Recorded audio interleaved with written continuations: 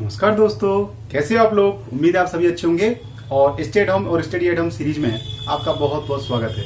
यार दोस्तों, हम इतिहास की सीरीज चला रहे हैं और इतिहास की सीरीज में हमने पिछले वीडियो में पढ़ा है कालीबंगा की सभ्यता।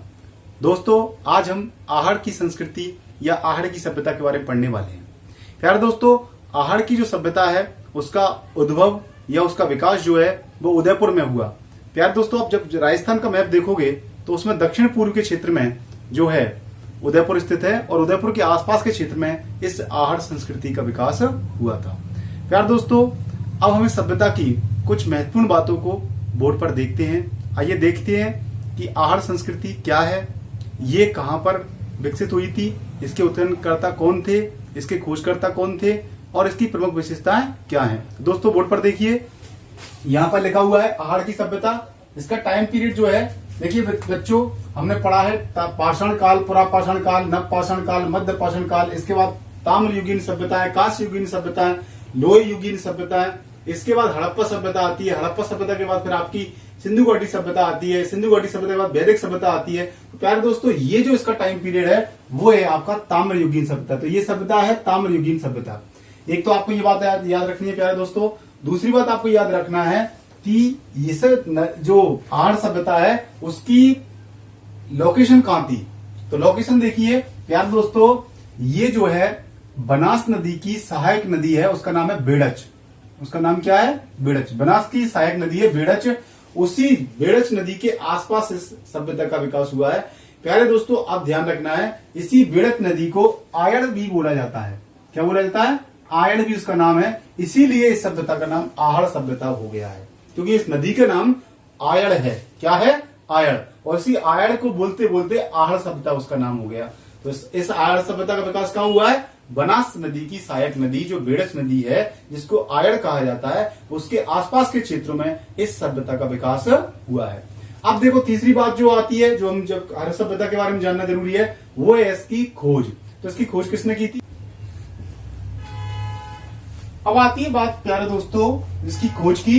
तो इसकी खोज की थी आपके आरसी अग्रवाल यानी रतन चंद्र अग्रवाल ने 1954 में। और इसका उत्खनन जो है, देखो खोजकर्ता अलग होते हैं, उत्खननकर्ता अलग होते हैं, आपको पहले ही बता चुके हैं। खोजकर्ता वो होते हैं जो किसी सभ्यता को खोज के लाते हैं कि भाई ये सभ्यता का विकास यहाँ हुआ है। इसके बाद फिर उत्खननकर्ता जो होते हैं, जो आपके इतिहासकार होते हैं, वो अपने हिसाब से उसकी खुदाई करवाते हैं और उसके बाद उनके फैक्ट निकालते हैं। तो इसके उत्खननकर्ता जो है वो HD सांकलिया है। और आप इनकी विशेषताओं को देखिए। तो प्यारे दोस्तों, ये जो आहड़ संस्कृति है, आहड़ सभ्यता है, ये जो है ग्रामीण परिवेश की को बताने वाली संस्कृति है। ध्यान रखना है, इसमें पूरी तरह से ग्रामीण जो संस्कृति है वो देखने को मिलती है। आपको घास फूस के घर, आपको यहाँ तक कि जो खजूर जो होते हैं या जो आपके खजूर की जो टान होती है, जिसकी टहनियां होती हैं, उनको लगा करके उनको उसके ऊपर मिट्टी को लेपते थे, उससे दीवारें बनाई जाती थी। बांस की चटाइयों पर भी मिट्टी का लेप होता था। इसमें देखिए आप यहाँ पर। इसके अलावा एक बड़ा चूल्हा मिला है और इसके अलावा 6 छोटे चूल्हे भी मिले एक साथ। तो इससे ये क्लियर होता है कि यहाँ पर संयुक्त परिवार की, उस जमाने में संयुक्त परिवार की व्यवस्था थी। प्यारे दोस्तों, बिना हत्थे के छोटे जलपात्र मिले हैं। ये उदाहरण जो है आपको ये कहीं और देखने को नहीं मिलेगा, तो ये इंपोर्टेंट है। इसके अलावा यहाँ पर यूनान की मुद्राएं मिली है, यानी यूनान से इसका व्यापार भी होता था। इसके अलावा फर्श पर काली चिकनी मिट्टी को कूट कर बनाया जाता था, तो ये आपको थोड़ा सा याद रखना है। और इसके अलावा आपकी इसकी जो राजधानी थी, ये ध्यान रखना है आपको, इसकी राजधानी थी ताम्रवती नगरी। क्या थी इसकी राजधानी?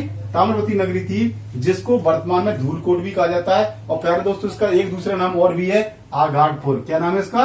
आघाटपुर। तो आपको ध्यान रखना है कि जो है इस आयड़ संस्कृति की या आहड़ संस्कृति की जो राजधानी थी वो आपकी ताम्रवती नगरी थी। और इस ताम्रवती नगरी को वर्तमान में धूलकोट कहा जाता है और इसका दूसरा एक और नाम है आपका आघाटपुर।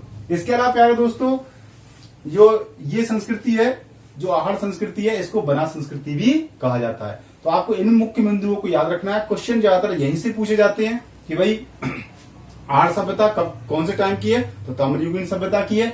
इसकी लोकेशन क्या है? तो बनास नदी के आसपास जो आपकी बनास नदी की जो सहायक नदी है बेड़च नदी, यानी जिसको आयड़ नदी भी कहा जाता है, उसके आसपास ये सभ्यता विकसित हुई थी। तीसरी बात ये है कि इसके खोजकर्ता कौन है? तो इसके खोजकर्ता हैं आरसी अग्रवाल यानी रतन चंद्र अग्रवाल। जिन्होंने 1954 में उसकी खोज की थी। और इसके उत्खननकर्ता कौन है? H D Sankalia. ये संस्कृति जो है वो ग्रामीण संस्कृति की है। यहाँ घास फूस छप्पर के जो है वो घर मिलते हैं, बांस की चटाइयों पर मिट्टियों का लेप होता है। इसके अलावा फर्श पर काली चिकनी मिट्टी को कूटकर फर्श बनाया जाता था। और आपको ध्यान रखना है कि इसकी राजधानी ताम्रवती नगरी थी, जिसको वर्तमान में धूलकोट कहा जाता है, और उसका एक और नाम है आगाटपुर। और ये संस्कृति जो है वो बनास संस्कृति है, यानी बनास नदी के आसपास विकसित हुई थी, इसलिए इसको बनास संस्कृति कहा जाता है। प्यार दोस्तों, ज्यादातर क्वेश्चन इन्हीं बिंदुओं से पूछे जाएंगे। उम्मीद है आपको ये बात समझ में आ गई होगी। तो बनास संस्कृति यानी आहड़ संस्कृति की हमने चर्चा की। प्यार दोस्तों, इसी प्रकार से अन्य सभ्यताओं की जानकारी आपके बीच लाते रहेंगे और आपकी जानकारी को बढ़ाते रहेंगे। उम्मीद है आपको ये प्रयास अच्छा लगेगा। यदि आपको हमारे वीडियो अच्छे लग रहे हैं तो प्लीज इनको लाइक कीजिए, शेयर कीजिए, हमारे चैनल को सब्सक्राइब कीजिए और बेल आइकन को दबाना मत भूलिए। Thank you very much. Have a nice day.